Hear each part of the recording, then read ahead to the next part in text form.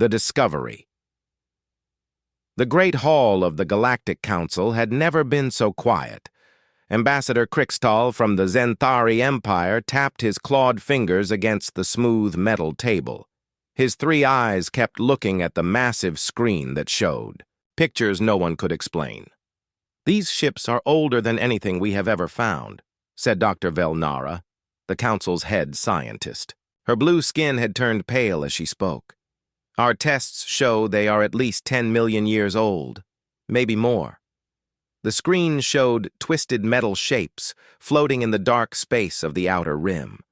The ships were huge, bigger than anything the Council had ever built, but they were broken now, torn apart by time and whatever battle had destroyed them so long ago. "The metal is not like anything in our records," Dr. Velnara continued. "It should not exist. The way it was made needs technology we do not have, even now." Ambassador Thelic, from the ancient Mordan civilization, leaned forward. His people were old, nearly 2 million years of history behind them. They had always been proud of being the oldest race in the galaxy. But now his voice shook.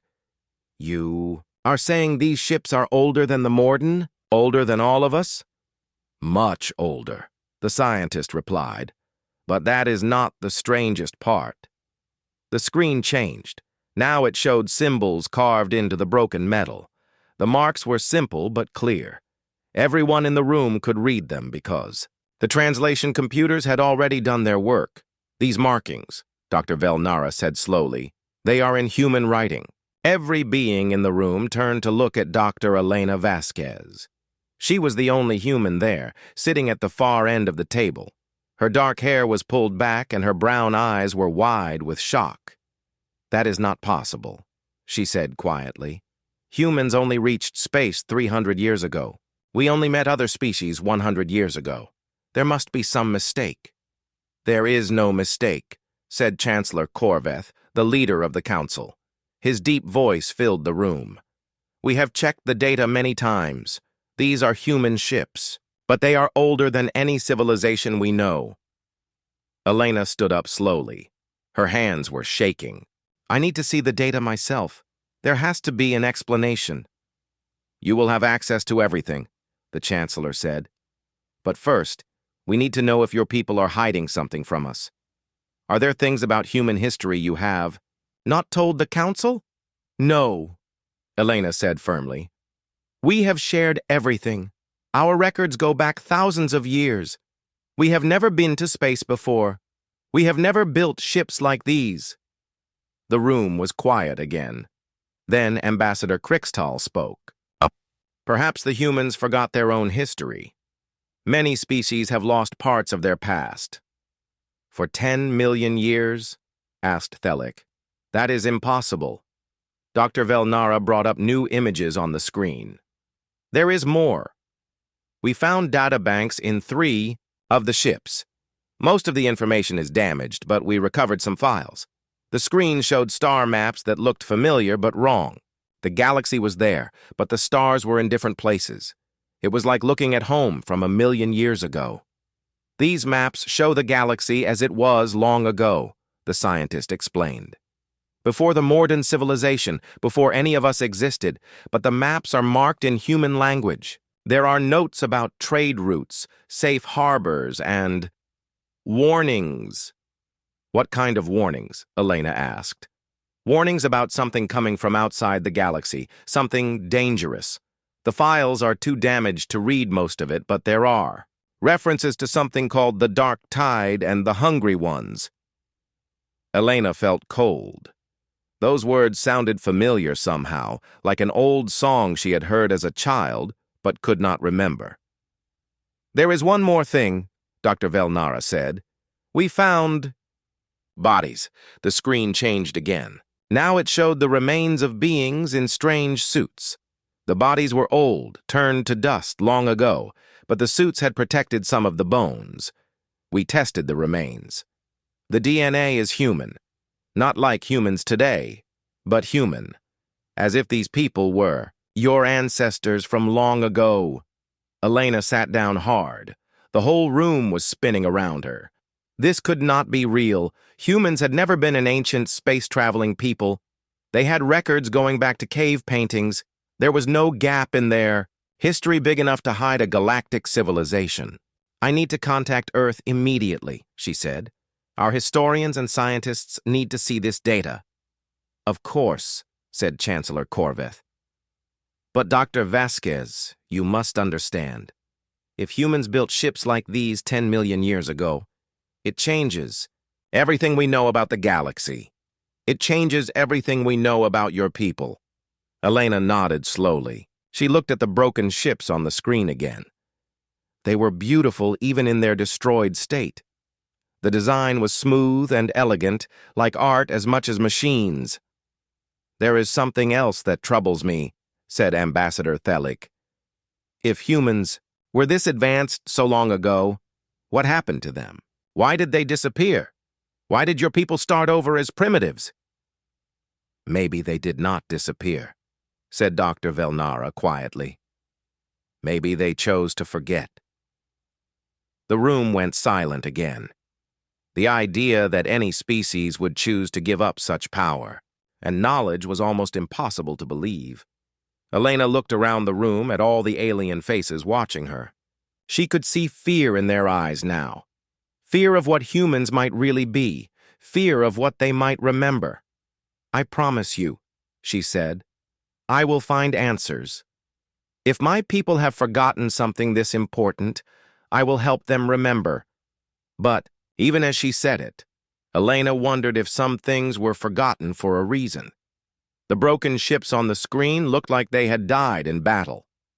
What had they been fighting? And what if that enemy was still out there, waiting for humans to remember who they really were? Chancellor Corveth stood up, and everyone else followed. "This session is closed for now," he said. "Dr. Vasquez, you have full access to our data, but understand this. The galaxy is watching humanity now. These ships suggest your people are far more than they appear. We hope that is a good thing." As the other ambassadors filed out, Elena stayed behind looking at the screen. The ancient, human ships floated there like ghosts from a past no one remembered. Soon she would have to return to Earth with news that would change everything humans thought they knew about themselves. She just hoped they were ready for the truth. The awakening Dr. Marcus Chen sat alone in his small office on Research Station Alpha 7. The message from Earth had arrived 2 hours ago, marked with the highest security codes. Now he stared at his computer screen, watching the footage of ancient ships over and over again. His coffee had gone cold, but he did not notice. His eyes were fixed on the symbols carved into the broken metal. He had seen those patterns before, but not in space. He had seen them in caves. Marcus pushed back from his desk and walked to the wall where his research photos hung. Cave paintings from Earth, thousands of years old. Primitive art, everyone said. Just old humans drawing their dreams and fears. But there, in a photo from the Lascaux caves, was the same curved line pattern that marked the ancient ships. And in another photo from caves in Australia, the same geometric design that Dr. Velnara had shown the Galactic Council. "It cannot be," he whispered to himself. Marcus had spent his whole career studying early human art. He had written papers about how primitive humans used symbols to tell stories about their simple lives. But now, looking at the patterns again, they did not look primitive at all. They looked like instructions. His personal communicator buzzed, a message from his research partner, Dr. Sarah Kim, on the planet New Geneva. "Marcus, are you seeing the news feeds? Something is happening. The old monitoring stations are coming online." Marcus felt his blood turn cold. Monitoring stations. He opened the news feeds and found the reports. Across human space on planets that had been colonized for decades, old structures were activating. Buildings that everyone thought were natural rock formations were suddenly glowing with power. The first report came from New Terra. Colonists had found what they thought was an interesting hill formation outside their main city. For 20 years, they had used it as a landmark. Now it was covered in lights and sending signals into space. More reports followed. On Harmony Station, a mountain that had always looked odd was opening up, revealing metal chambers inside. On the mining world of Cobalt Prime, workers had broken through what they thought was a mineral deposit, only to find rooms full of sleeping machines. All of them are the same, Sarah's voice came through the communicator.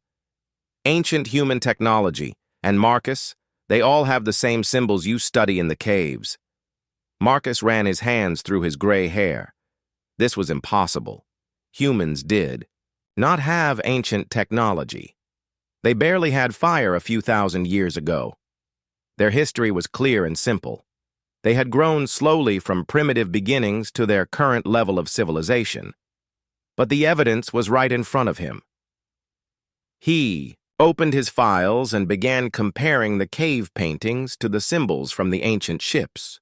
Pattern after pattern matched perfectly. What he had thought were simple artistic designs were actually technical drawings. His door chimed. "Come in," he called, not looking up from his work. Dr. Lisa Park entered, one of his graduate students. She was young and excited about everything, but now she looked worried. "Professor Chen, have you seen what is happening on Earth?" Marcus looked up. "What do you mean?" Lisa activated her tablet and showed him a live feed from Earth. The camera was pointing at Mount Denali in Alaska. But the mountain looked wrong. Sections of it were moving, opening like flower petals. Inside, metal structures gleamed in the sunlight. "It started an hour ago," Lisa said. "Mountains and hills all over Earth are opening up. There are chambers inside, full of technology no one has ever seen before. The government is trying to keep people away, but the news feeds are everywhere." Marcus stood up slowly. His legs felt weak. "Show me more." Lisa switched the feed. Now they were looking at the Sahara Desert. What had always looked like random rock formations were rearranging themselves into perfect geometric patterns. From space, they looked like circuit boards built from stone and metal. "Professor, what is this? How is this possible?" Marcus did not answer. He could not answer. Everything he had believed about human history was wrong. His communicator buzzed again. This time, it was a priority message from Earth Command. Official orders. All human archaeologists and historians were to return to Earth immediately. "No exceptions. I have to go," Marcus told Lisa. "Keep monitoring the feeds. Document everything." As he packed his few belongings, Marcus tried to make sense of what he was seeing. If humans had ancient technology hidden all over their territory, why had no one known about it? Why was it activating now? The flight to Earth took 3 days. During the journey, more and more reports came in. Ancient structures were awakening on every human world, but there was a pattern to it. The technology only responded to certain people, and those people all shared something. They had specific genetic markers that appeared in less than 1% of the human population. Marcus learned he was one of them when his ship arrived at Earth. Security guards met him at the spaceport, but instead of arresting him, they scanned his DNA and smiled. "Welcome home, Dr. Chen," one of them said. "We have been waiting for you." They took him to a facility hidden beneath the Rocky Mountains. It was not a government building. It was something much older. The walls were covered with the same symbols. He had studied in caves, but here they glowed with soft light. Dr. Elena Vasquez was waiting for him in the main chamber. She looked different now, more serious, like she was carrying a heavy weight. "Marcus, I am glad you made it safely. We need your expertise." "Elena, what is this place? What is happening to our history?" She led him deeper into the facility, past rooms full of sleeping machines and walls covered in star charts. "Our history is not what we thought it was," she said. "We have been to the stars before, Marcus, many times. But each time we chose to forget." They stopped in front of a massive wall covered in hieroglyphs and symbols. But these were not primitive drawings. They were history written in the language of the caves, telling the story of humanity's rise and fall across millions of years. We are not newcomers to the galaxy, Elena continued. We are its oldest children, and now something is coming that will test us again. Marcus stared at the wall, reading the symbols with new understanding. The stories were all there, hidden in plain sight in every cave painting and ancient marking on Earth. Stories of great wars, terrible enemies, and the choice to sleep and forget rather than face extinction. Why now? He asked.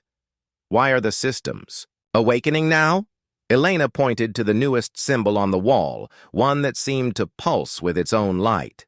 Because they are coming back, she said. The enemy that forced us to hide, the reason we chose to forget. And this time, we have to remember who we really are, or everything we have built will be lost forever.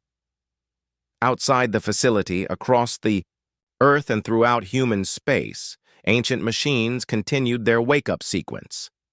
Technology that had slept for millions of years was stirring to life, preparing for a war that most humans did not even know was coming. But deep in their genes, in the oldest parts of their minds, humanity remembered. They had fought this battle before, across the ages, and they would fight it again. The heritage revealed Dr. Marcus Chen had not slept in 3 days. The underground facility buzzed with activity as teams of scientists worked around the clock to understand what they had discovered. The ancient symbols on the walls were not just decorations. They were a complete historical record of humanity's true past. Look at this section, Dr. Sarah Kim called from across the chamber. She had arrived from New Geneva the day before, and immediately thrown herself into the work. These symbols here, they are describing space battles, but not recent ones. These are millions of years old. Marcus joined her at the wall section she was studying. The hieroglyphs showed human ships fighting strange, dark shapes that seemed to bend and twist in impossible ways. Below the battle, scenes were symbols that looked like numbers, casualty reports from wars fought before Earth's current continents had even formed. The pattern is clear, Elena said, walking up behind them. She had been working with the government teams, trying to coordinate the global response to the awakening technology. Humanity rises to become a galactic power. They spread across the stars, build great civilizations. Then something attacks them from outside the galaxy.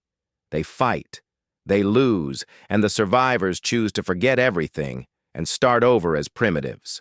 Marcus pointed to a sequence of symbols that repeated throughout the historical record. This cycle has happened at least 7 times that we can read clearly. Probably more. 7 times, Sarah repeated softly. We have become a spacefaring civilization 7 times, and 7 times we have deliberately destroyed our own knowledge to hide from something. The implications were staggering. Human civilization was not a few thousand years old. It was millions of years old, but it reset itself over and over again. Each time, the survivors would hide their technology, scatter their people to primitive worlds, and wait for the threat to pass. But why does the technology only respond to some people? Marcus asked. Why do only certain humans have the genetic markers that activate these systems? Elena pulled up a holographic display from one of the ancient machines. It showed a complex genetic map with highlighted sections. These are keeper genes, she explained. In each cycle, before the reset, some humans were chosen to carry the memory in their DNA. Not conscious memory. That would be too dangerous. But genetic triggers that would activate when the technology awakened again. The display showed how the genes were passed down through bloodlines, carefully maintained across thousands of generations of primitive human society. The keepers did not know what they were carrying, but when the time came, their DNA would unlock the ancient systems. We are the descendants of those keepers, Elena continued. Our ancestors volunteered to carry this burden across the dark ages between cycles. They made sure that when humanity needed to remember, someone would be able to activate the failsafes. Marcus felt a strange sensation, like memories that were not his own stirring in the back of his mind. The cave paintings he had studied suddenly made perfect sense. They were not primitive art. They were instruction manuals, written in a code that only Keeper descendants could truly understand. "Show him the timeline," Sarah said quietly. Elena manipulated the holographic display. Now it showed a spiral, with each loop representing a cycle of human civilization.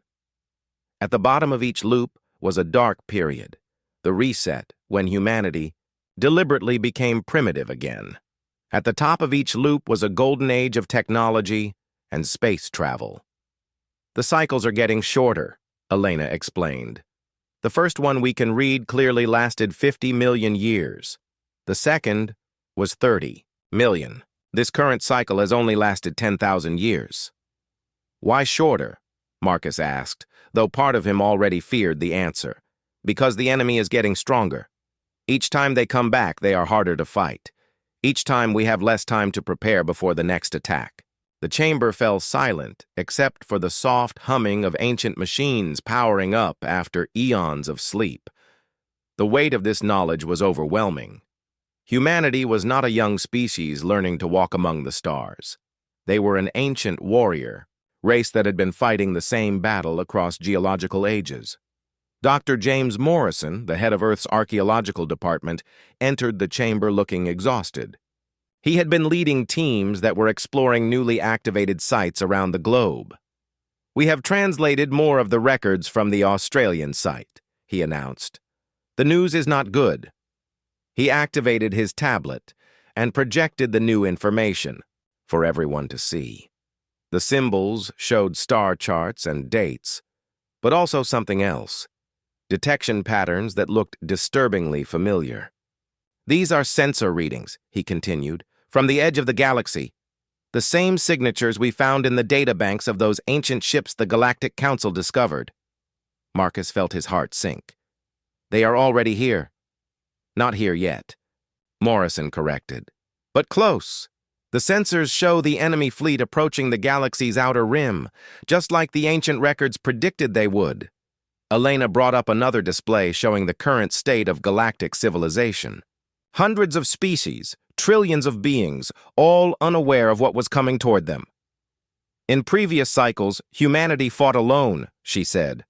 "This time we have allies, the Galactic Council, all the other species. But do we tell them the truth?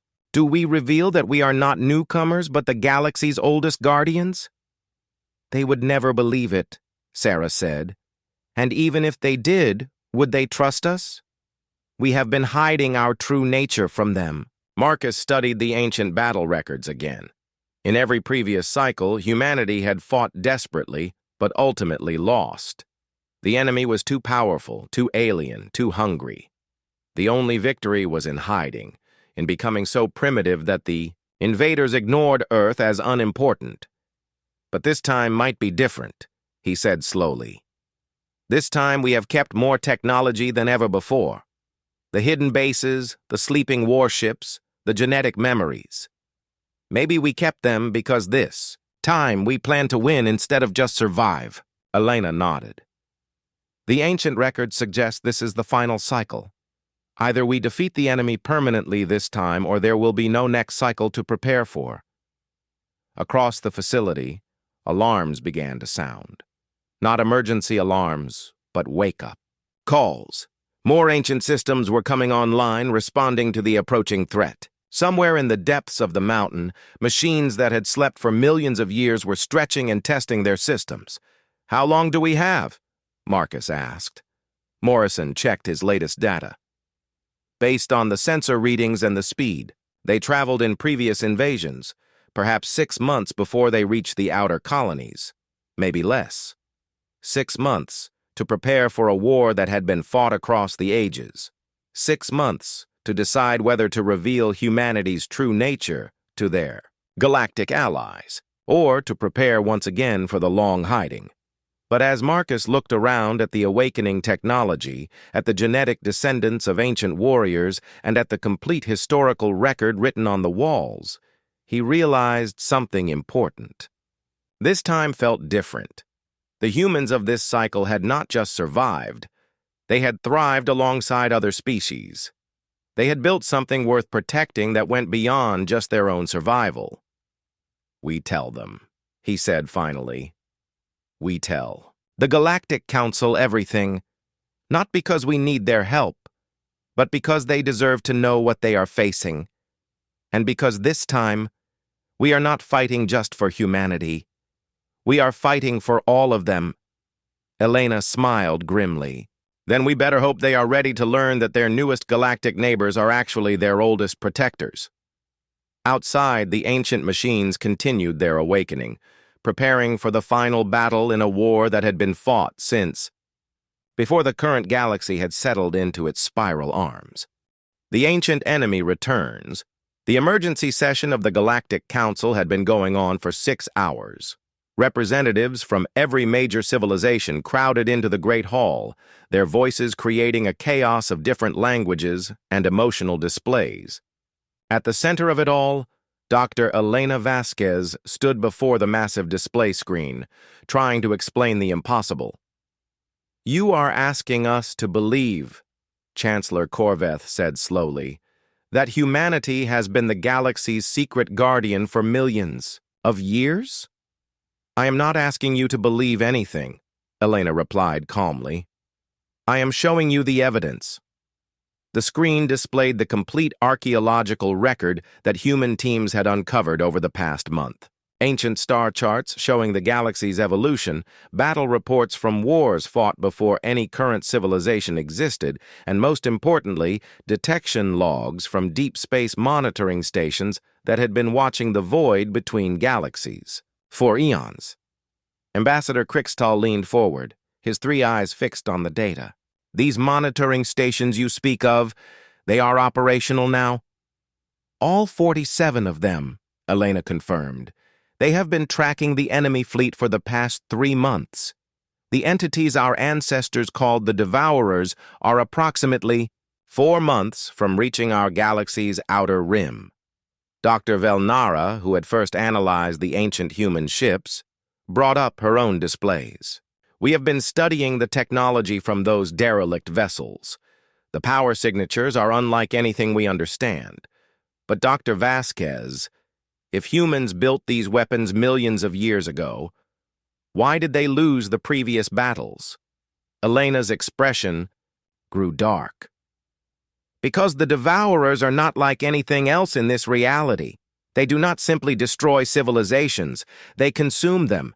Every ship they destroy, every mind they touch, makes them stronger. In previous cycles, the more we fought them, the more powerful they became." The hall fell silent. The implications were terrifying.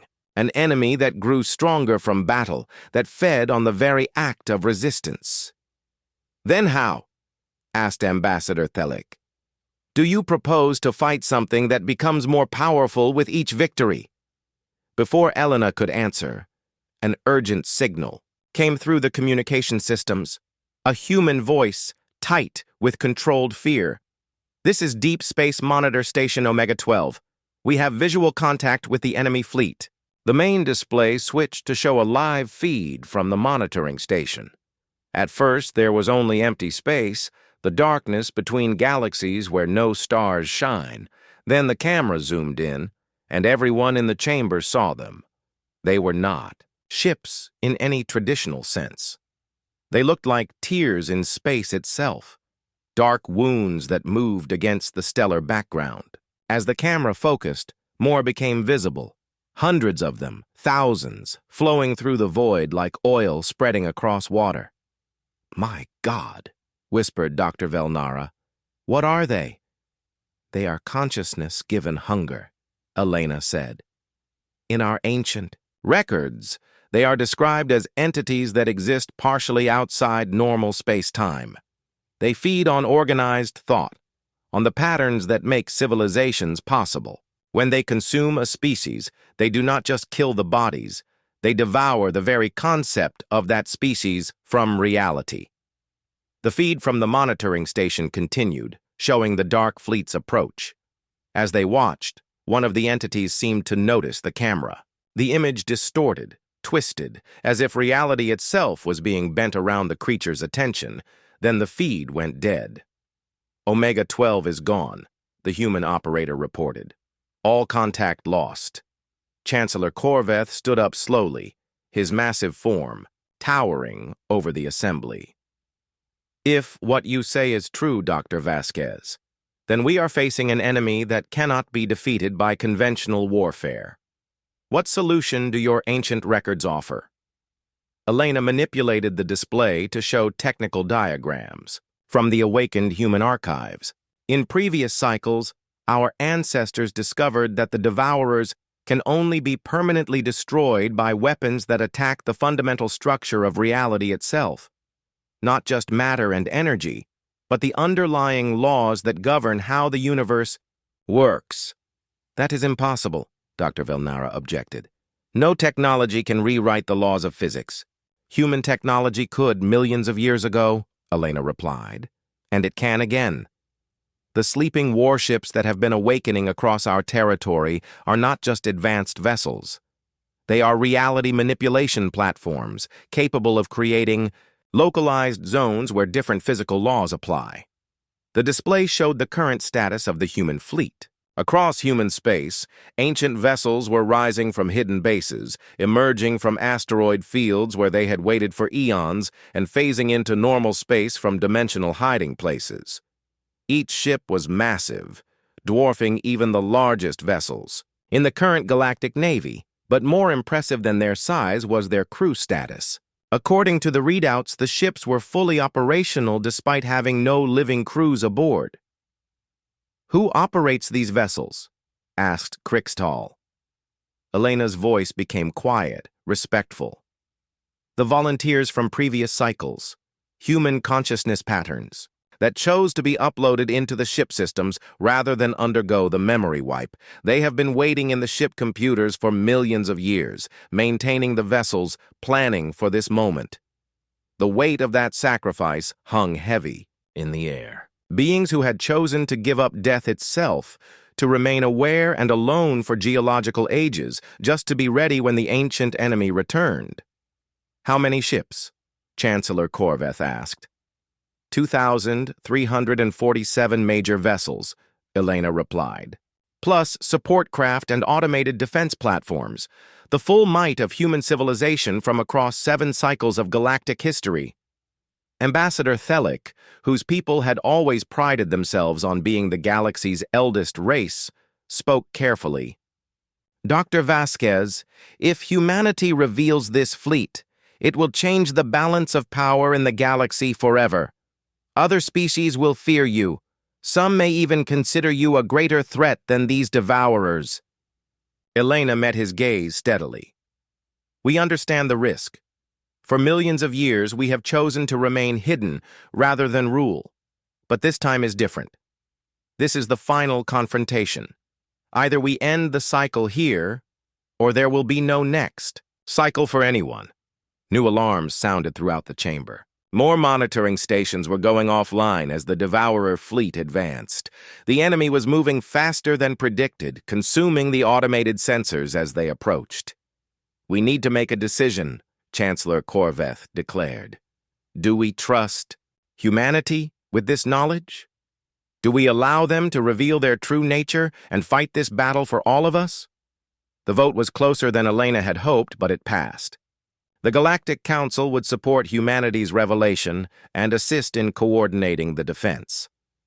As the session ended and representatives rushed to contact their home governments, Elena remained behind, watching the tactical displays. The ancient enemy was coming, just as the old records had predicted. But this time, humanity would not hide. This time, they would stand and fight with everything they had learned across the ages. The question was whether it would be enough. Deep in space, the first of the ancient human warships began moving toward the galaxy's rim. Inside their quantum cores, uploaded consciousnesses that had waited for eons started their final preparations. The guardians of the galaxy were awakening for what they hoped would be the last time. Behind them, following more slowly, came the fleets of the younger races, species that had never fought this kind of enemy, led by humans who had fought them before and lost. But together, for the first time in galactic history, they might have a chance to win. The Guardians. Emerge, the ancient human warship. Eternal Vigil had been waiting in the dark for 7 million years. Now, as its quantum cores powered up to full capacity, the uploaded consciousness of Admiral Sarah Chen Okafor felt something she had not experienced in eons: hope. All systems operational, she announced across the fleet network. Guardian Fleet Alpha is ready for engagement. Around her, stretching across light years of space, the hidden human armada emerged from its long sleep. Ships that had been legends even in humanity's first galactic age appeared from dimensional pockets, asteroid bases, and the hearts of dead stars. Each vessel carried the consciousness patterns of volunteers from across the cycles, warriors who had chosen eternal service over peaceful oblivion. "Status report from Guardian Fleet Beta," came the voice of Admiral Marcus Reeves, uploaded during the 4th cycle. "We are detecting reality distortions along the galactic rim. The enemy has begun their feeding process. On her displays, Admiral..." Chen Okafor could see what the Galactic Council's forces were facing. 3 entire star systems had already been consumed, not destroyed but erased, as if they had never existed. The Devourers were not just killing civilizations, they were removing them from the fabric of reality itself. "Guardian Fleet Gamma reporting from the Centaurus Arm," announced Admiral Leeway Santos, a volunteer from the 2nd cycle. "Enemy, contact in 30 minutes, beginning reality manipulation protocols." Dr. Elena Vasquez, now aboard the command ship Ancient Promise, watched the tactical displays with a mixture of awe and terror. The scale of the battle was beyond anything the current galactic civilization had ever imagined. "Elena?" Admiral Chen Okafor's voice came through the communication systems. "Are the younger races ready for what they are about to see?" Elena looked. Around the bridge, where Galactic Council observers from a dozen species worked alongside human technicians. Their faces showed fear, confusion, and wonder as they tried to understand the technology surrounding them. "They are as ready as they can be," Elena replied. "But, Admiral, they have never seen reality manipulation weapons before.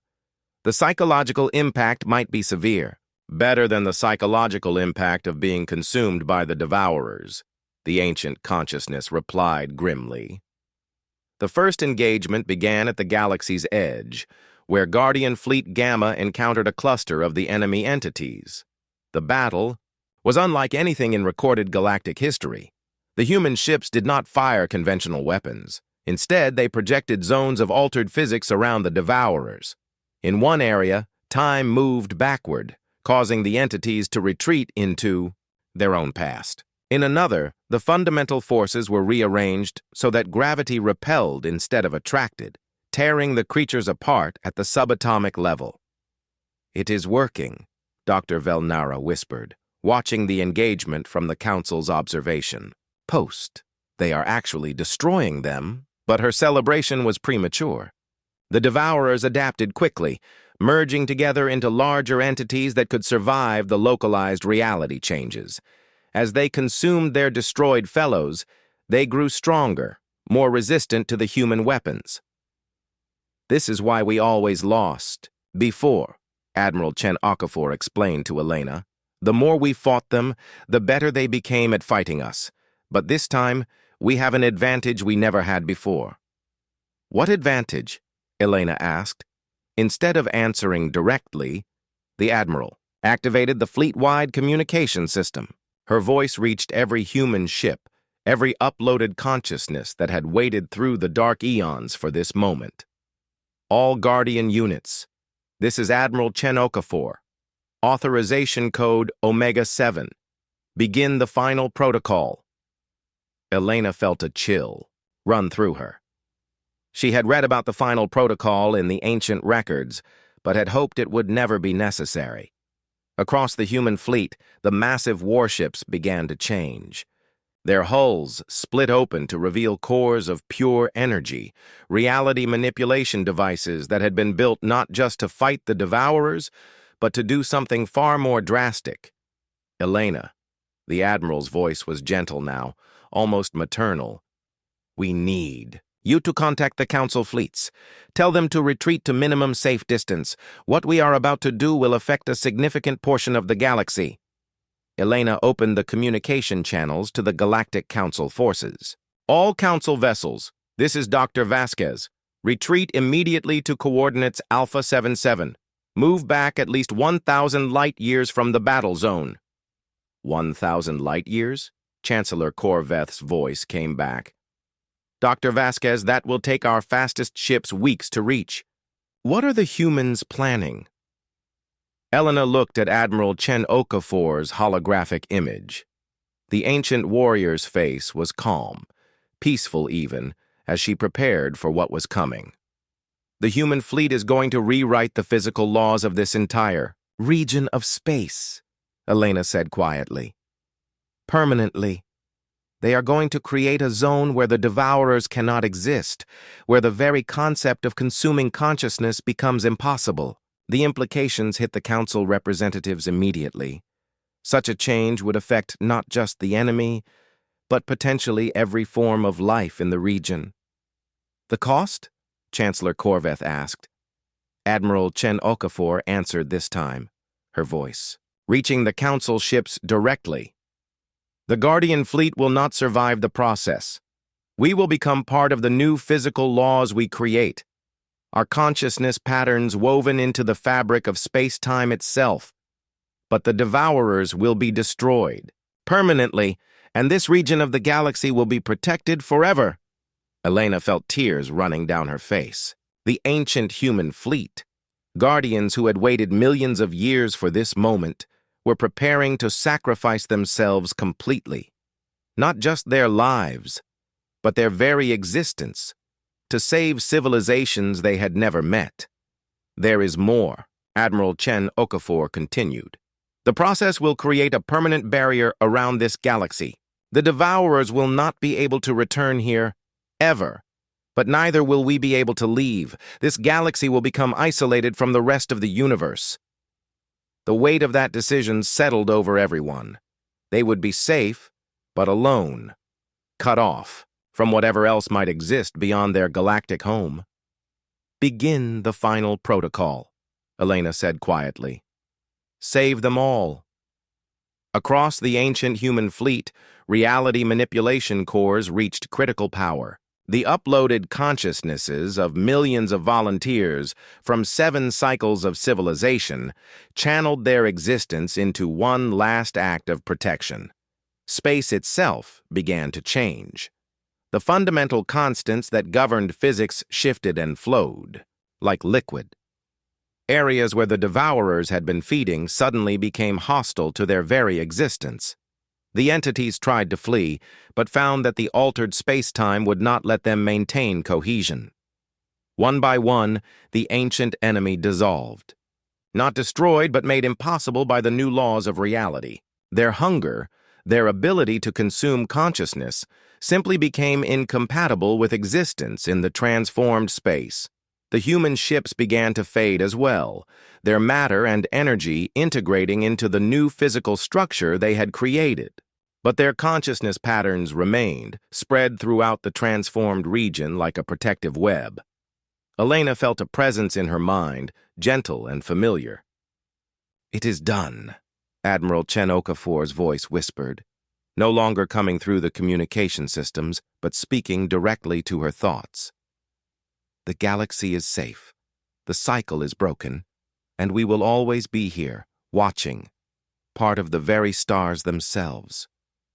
The battle was over. The Galactic Council fleet slowly returned to find a region of space that sparkled with new possibilities, where the laws of physics had been rewritten by the ultimate sacrifice of humanity's ancient guardians. Dr. Marcus Chen, watching from Earth, saw the transformation through the deep space telescopes. The part of the galaxy where the battle had taken place now glowed with a soft, protective light. The presence of the uploaded consciousnesses woven into the fabric of space-time itself. "They did it," he whispered. "They finally won." Elena returned to Earth a changed woman. She carried within her the genetic memories of 7 cycles of human civilization, and the knowledge that her species had always been guardians, protectors, who sacrificed everything for others. At the next Galactic Council session, she stood before the assembled representatives with a simple message. Humanity's ancient guardians are gone, but their protection remains. This galaxy is safe now, isolated but secure, and the humans who remain will continue the tradition of service, not as rulers or conquerors, but as the servants of all who call this galaxy home. The younger races, who had once feared humanity's hidden power, now understood the true nature of their human neighbors, not conquerors waiting to dominate, but guardians who had given everything across the ages to keep others safe. And in the transformed regions of space where the final battle had been fought, the consciousness patterns of ancient heroes continued their eternal watch, ensuring that the galaxy they had died to protect would remain safe forever. The secret warships were gone, but their legacy lived on in the very fabric of reality itself.